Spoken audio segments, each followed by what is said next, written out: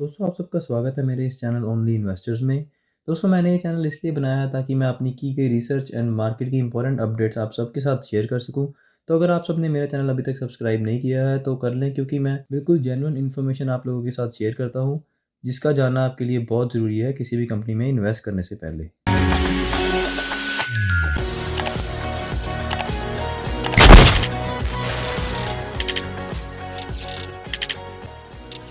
दोस्तों आप सबको आज एक ऐसी कंपनी के बारे में बताने जा रहा हूँ। मुझे लगता है कि इस कंपनी के फंडामेंटल्स बहुत ही स्ट्रॉन्ग है और इस कंपनी का आज ही रिजल्ट आया है। आज डेट है 29 मई 2021।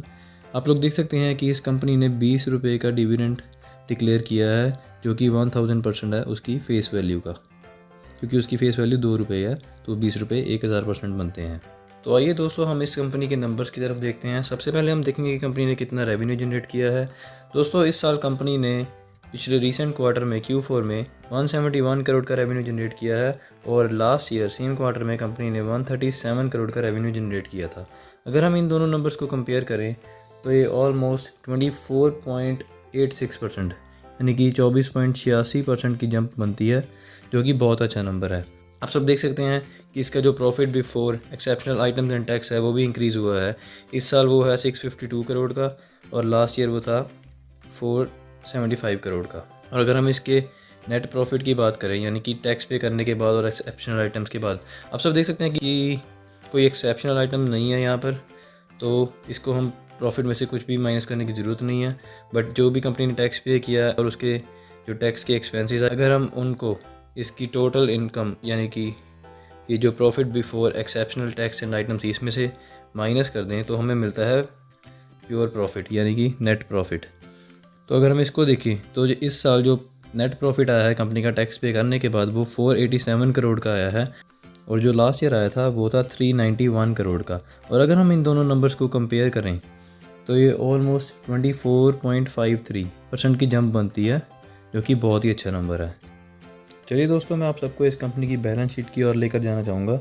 सबसे पहले हम इसके नेट करंट एसेट्स देखते हैं। दोस्तों आप सब यहाँ पर देख सकते हैं जो कंपनी के करंट एसेट्स हैं वो इसके पास लगभग 612 करोड़ के हैं और जो कंपनी की करंट लायबिलिटीज़ हैं वो हम यहाँ पर देखते हैं। आप सब यहाँ पर देख सकते हैं कि कंपनी की जो करंट लायबिलिटीज़ हैं वो 108 करोड़ की हैं, यानी कि जो कंपनी के करंट एसेट्स हैं और जो इसकी करंट लायबिलिटीज़ हैं लगभग 6 गुना है कंपनी के करंट एसेट्स कंपनी की करंट लायबिलिटीज से, जो कि बहुत ही अच्छी बात है। और दोस्तों मैंने आप सबको जो कंपनी की अर्निंग्स दिखाई, अभी अर्निंग में कंपैरिजन दिखाया, वो सिर्फ इस साल के Q4 और पिछले साल के Q4 में था। बट अगर आप लोग यहाँ पर देखें जो कंपनी की नेट इनकम है वो पिछले 8 साल से यानी कि 2012 से लगातार बढ़ती नज़र आएगी आप लोगों को। आप सब देख सकते हैं कि 2012 में 533 करोड़ थी, 2013 में 602 करोड़, 2014 में, 2015 में, 2016 में, हर साल आपको ये बढ़ती नज़र आएगी। हर साल ये बढ़ रही है लगातार। अगर हम देखें कि 2012 में ये 533 करोड़ थी और 2020 में लगभग 1376 करोड़ हो गई है, यानी कि लगभग 3 गुना हो गई है ये नेट इनकम बढ़ के। और अगर हम अर्निंग पर शेयर की बात करें तो अर्निंग पर शेयर जो कंपनी का था 2012 में वो 20 रुपये के आसपास था और अगर हम इस साल देखें तो यही 51.85 रुपीज़ हो चुका है। तो दोस्तों ये बहुत ही अच्छी बात है कि कंपनी कंसिस्टेंसी से अपना रेवेन्यू एंड अपनी नेट इनकम ग्रो कर रही है पिछले 8 से 10 सालों से। तो चलिए दोस्तों अब हम इस कंपनी की होल्डिंग्स की तरफ एक नज़र मारते हैं। तो दोस्तों जो इसके प्रमोटर है उसके पास इस कंपनी का 51.95% स्टेक है, म्यूचुअल फंड के पास 12.59%, डोमेस्टिक इंस्टीट्यूशंस यानी कि इंश्योरेंस कंपनीज के पास 3.75% है, फॉरेन इंस्टीट्यूशंस के पास 19.87% एंड रिटेल इन्वेस्टर्स के पास 11.85%। दोस्तों ये फॉरेन इंस्टीट्यूशंस के पास जो 19.87% का स्टेक है ये बहुत ही अच्छी बात है और बहुत ही बड़ा प्लस पॉइंट है कंपनी के लिए कि जिस भी कंपनी में फॉरेन इंस्टीट्यूशंस बड़ा स्टेक होल्ड करती हैं वो कंपनी ज़्यादातर बहुत ही अच्छी होती है। और आप सब देख सकते हैं फॉरेन इंस्टीट्यूशन के साथ साथ म्यूचुअल फंड भी बराबर स्टेक होल्ड करती हैं। तो दोस्तों ये बहुत ही अच्छी बात है कंपनी के लिए। अब हम देख लेते हैं कि इन होल्डिंग्स में पिछले कुछ टाइम में चेंज क्या आया है। तो सबसे पहले हम देखेंगे फॉरेन इंस्टीट्यूशन ने अपनी, आप लोग देख सकते हैं कि उनके पास पिछले साल दिसंबर 2019 में 19.70% का स्टेक था, जो लगभग कांस्टेंट चलता रहा और पिछले कुछ महीनों में इन्होंने अपना स्टेक इंक्रीज़ किया है। अब इनके पास लगभग 20.37% का स्टेक था और 2021 मार्च में आप लोग देख सकते हैं कि इनके पास 19.87% का स्टेक है। और अगर हम इसके बाद म्यूचुअल फंड्स की होल्डिंग्स की बात करें तो उनकी होल्डिंग्स कुछ टाइम तक कांस्टेंट थी, बट अभी रिसेंटली उन्होंने अपनी होल्डिंग्स थोड़ी ड्रॉप करी हैं। और इसके बाद अगर हम डोमेस्टिक इंस्टीट्यूशंस की बात करें तो उन्होंने अपनी होल्डिंग्स बहुत ही ज़्यादा बढ़ाई हैं इस कंपनी में। आप लोग देख सकते हैं, आपको एक बहुत ही बड़ा ऊपर की तरफ जाता ग्राफ दिख रहा है यहाँ पर। तो दोस्तों, इन सब चीज़ों को देखते हुए आपको सब लोगों को इतना तो पता चल गया होगा कि ये कंपनी फंडामेंटली बहुत ही स्ट्रॉन्ग है, क्योंकि इसके फाइनेंशियल रिजल्ट्स बहुत अच्छे हैं, इसकी होल्डिंग पैटर्न बहुत अच्छा है। लगभग फॉरेन इंस्टीट्यूशंस और डोमेस्टिक इंस्टीट्यूशंस इसमें अपनी होल्डिंग्स इंक्रीज़ कर रही हैं। और जो कंपनी के पास अपने एसेट्स हैं वो उसकी लाइबिलिटीज़ से लगभग 6 गुना ज़्यादा हैं, जो कि बहुत ही अच्छी बात है। तो दोस्तों, आप सबको इस कंपनी का नाम बताना चाहूँगा।